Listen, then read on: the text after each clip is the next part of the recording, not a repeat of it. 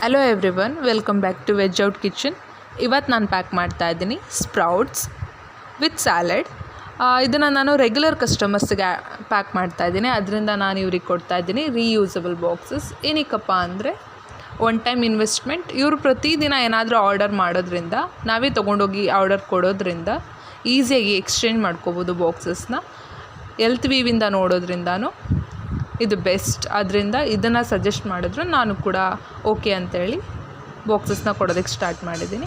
ಅವ್ರಿಗೆ ಸ್ಯಾಲಡ್ಸ್ ಎಲ್ಲ ಪ್ಯಾಕ್ ಮಾಡಿದಾದಮೇಲೆ ನಾನು ಓಟ್ಸ್ ಬೌಲನ್ನು ರೆಡಿ ಮಾಡ್ಕೊತಾ ಇದ್ದೀನಿ. ಈ ಓಟ್ಸನ್ನು ನಾನೇ ಕಸ್ಟಮೈಸ್ ಮಾಡ್ಕೊಂಡ್ಬಿಟ್ಟಿದ್ದೀನಿ. ಓಟ್ಸ್ ಮತ್ತು ಕಾರ್ನ್ಫ್ಲೇಕ್ಸ್, ಸಮ್ ಸೀಡ್ಸ್, ನಟ್ಸ್ ಎಲ್ಲ ಆ್ಯಡ್ ಮಾಡ್ಕೊಂಡಿದ್ದೀನಿ. ಅದಕ್ಕೆ ನಾನು ಬಿಸಿ ಹಾಲನ್ನು ಹಾಕ್ತೀನಿ. ಏನಕ್ಕಂದರೆ ಸೀಡ್ಸ್ ಎಲ್ಲ ಬೇಗ ಸೋಕಾಗುತ್ತೆ.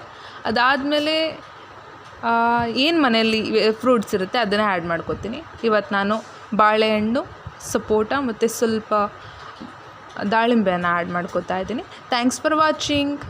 C you on next video. Bye.